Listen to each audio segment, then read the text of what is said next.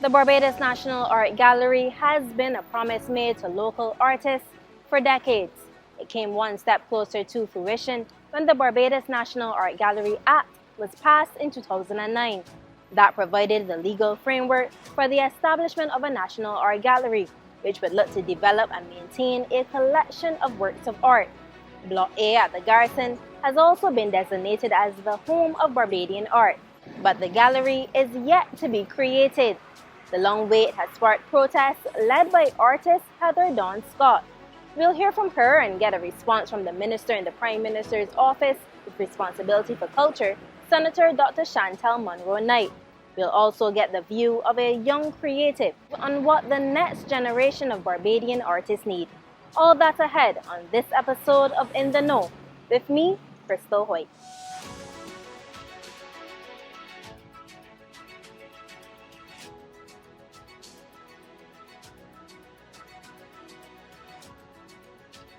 Artist Heather Dawn Scott has led a number of protests calling on government to prioritize the National Art Gallery. She met with me in Hero Square to share all about the NAG protests. Well, the protest started years ago. We'd been up to John King's office when he was Minister of Culture, and he showed us that the Carnegie Library had an additional section behind designed as a National Art Gallery, so that would be transferred. So we then had a meeting, because he was a fresh minister, and just to introduce him to a lot of artists. And all of the artists around talked about what they wanted, what they expected, what they needed, what they hoped for from a Barbados National Art Gallery. And then everything went silent. There was a board, and everything just went silent. This was pre-COVID. So I'd wanted the Barbados public to know that they had a national collection, which is vast and really beautiful. Lots of amazing pieces of work by contemporary artists and things historically of value as well. And so I just wanted people to know. I also wanted to prod the board to get moving, to get things happening. So I started outside Block A. And that's where I put them. And they were really directed to the board and to the artists and to the government. And we wrote letters to the Prime Minister and Alessandra Cummins and hoping that we would get a meeting. We never got a meeting. So I continued with the protest, one after the other, targeting more or less the same ideas with each one. And then I thought, I'm not getting a response really. And perhaps it's too tucked back because Block A is behind the trees, sort of, on the Garrison. That's the building that has been aligned as the Barbados National Art Gallery. They have the key. So I said, well, let me try Gemmett's Lane. Gemmett's Lane there by the lights. And I thought that, people when we stop at the light, nothing to look at, they'll read the banner. And I did a big poster for that corner, literally could be seen from three sides. And all down the railings, I filled gloves with plaster of Paris, and I stuck them onto the railings so that and I said, the work is locked up, it's locked out, we're locked away. And so that was all down the railings, and then the big banner. People didn't really know anything about National Art Gallery. They presumed that the Queen's Park Gallery is our National Art Gallery. It isn't. It's a sweet little space, but it's not a National Art Gallery in any way. And then I said, well, that got a little attention, got into the news, media picked it up. And I said, but what about something really central and really bright and for the people, not to prod at the board, give them, but so that Barbadian publics, the visitors, children, everybody would notice it, bright and noisy and to the point. So I decided this is a NAG, National Art Gallery. It's an acronym for National Art Gallery. NAG is also a person who's bothering you all the time, but a NAG is an old horse.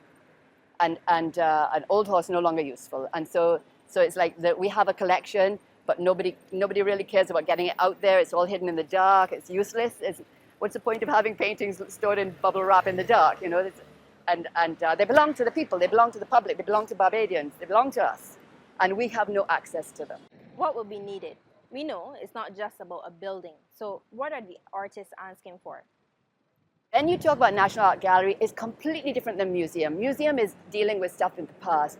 When you're talking about National Art Gallery, you want to promote ideas and play. You want people to look forward as to what kind of materials that you want. You want people doing digital work. You want people doing performance work. You want installations. You want conceptual work. And these things require an adaptable space.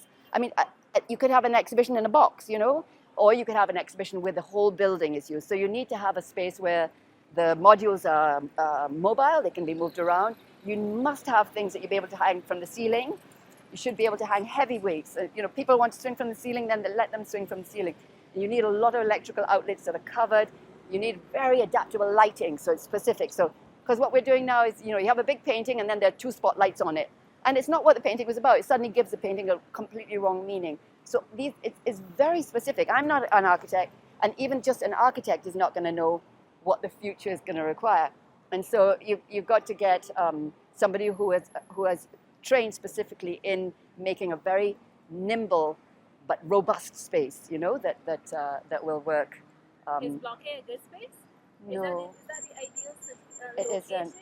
Location's great. Garrison's wonderful. Garrison's wonderful. If Block A and Block B were taken and a modern building was built between them or behind them, then you're talking. Because you got the historical bit, but we don't want it to be a museum. What about from an economic perspective? Could it, at the very least, be self-sufficient? People think that a National Art Gallery is going to make money. That's not the way we're going to be enriched. We're going to be enriched in our souls and our heads. The money will be slow. There are people waiting to fund a National Art Gallery, but the actual art gallery is not going to support itself by itself. We'll need funding, particularly in the first years when people are just beginning to say, oh, we had a National Art Gallery, maybe we should go, But it will not fund itself, even with a nice little gift shop and a coffee shop and all the trimmings. It won't, it's unlikely to fund itself. We'd have to have like a major show coming in from Africa, let's say, or Chile or Peru or something, some major show that would bring in visitors from abroad. If there's a major show, I have friends who, if there's a major show abroad, they're off to see it. They don't want to miss it. They will go anywhere. And so it would have to be major shows like that. And you can't do that in a little Block A where the walls are divided up and you can only put the picture this size here, and so it's not relevant to the next one. It's a problem, the little Block A. It's a real problem. It's completely inadequate in terms of the size of it and the conditions that you would have to take to make it work. It would be impossible. What are the benefits of having a local art gallery? First, to the artists, and then to the wider Barbadian public. The function of a National Art Gallery is really about helping people to think, and promoting ideas. It's getting people to enjoy as well. A lot of the work now is interactive. You walk in through thing, and it's an experience that you go away with. If you go to a really good show, you come out feeling refreshed, renewed, full of questions. You buy a couple of books, you buy, and you begin to find out about the world. It's so vital that we have a National Art Gallery for the region as well, that we get people from the other islands coming in, from South America, from Africa. We don't get any shows coming in from Africa, and there are lots of Barbadians who have been to Africa as artists and fashion designers or painters or whatever, and they come back and they say there's so much energy there, and those shows should be coming here. We should be having those instead of always relating to we're so Eurocentric. Everything comes down from old Europe. It might go via Canada or North America, but then it comes back and it's very Eurocentric. She says the National Art Gallery would assist in educating Barbadians, not only by highlighting history, issues, and culture, but on the value of art. The public doesn't really appreciate the arts. They see it, artists apparently are second-class citizens, and they're sort of frowned upon and looked down upon. But that isn't what art is anymore. I mean, it may have been that in Barbados once, but the young artists are coming up with really vibrant ideas. They know how to use the internet and social networking. They know how to work all the technology. It's not something I know anything about, but that is where we're going forward too. So they need to, we do need to embrace that. So National Art Gallery should be bringing in artists from outside and should be shipping our artists out as well, so that they get cross-fertilization, and they can come back then charged up with ideas. It's for everyone, I say the art is ours, but it's for everyone. It's not just for the artists. Coming up, young digital artist Zoe Osborne shares on the importance of creating spaces for artists. So this installation, honestly, one is a representation of how I feel as a younger artist. feeling like I'm kind of tired of trying to showcase my art in a country that I find more so celebrates traditional art. And when I say traditional art, I mean like the painting, less art. Yeah, the painting more so than the physical three-dimensional art, as you can see here. And I myself am actually a digital artist. So seeing something like this, not just representing how I feel, but also representing the fact that we actually can have space for installation art and other types of art. I'm a digital artist, so I create animations and they're inspired by Barbadian architecture. And I actually animate those and then I actually sell them using NFTs. So something like this is kind of like a example in the middle of like Bridgetown for everyone to see an example of the fact that we can celebrate different types of art. We can celebrate different types of artists. Back in 2020, I actually curated one of the first NFT exhibitions and the first NFT exhibition in Barbados and potentially in the Caribbean as well. And it really and truly brought to light the fact that there are a lot of artists exploring different narratives and different mediums on the island. And a lot of them really feel like there's no space for them. So this shows space, but also the idea of this is that we need that National Art Gallery, and having something like that and then being able to see these types of artists in a space like that being celebrated will help us to feel like, yeah, what we're doing is important and also it's something that's possible to continue as a career. And that will just help to enrich in Barbados's art and culture. She says it can be difficult navigating even the local art world. Having access to space, one, is expensive in Barbados. And being able to showcase your work is important because it lets people see it. And the more that people see your art, the more they engage. And not just that, but then it also helps you to be able to get more clients, get people that want to buy your art, get more collectors.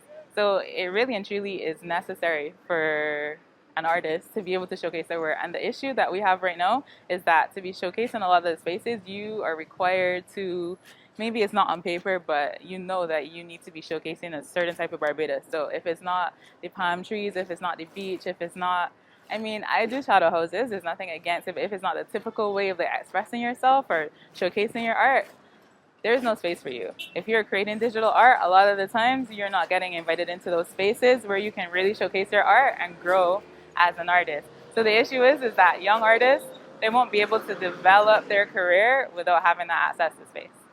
When we return, Minister in the Prime Minister's Office with responsibility for culture, Senator Dr. Shantal Munro-Knight, meets with the artists.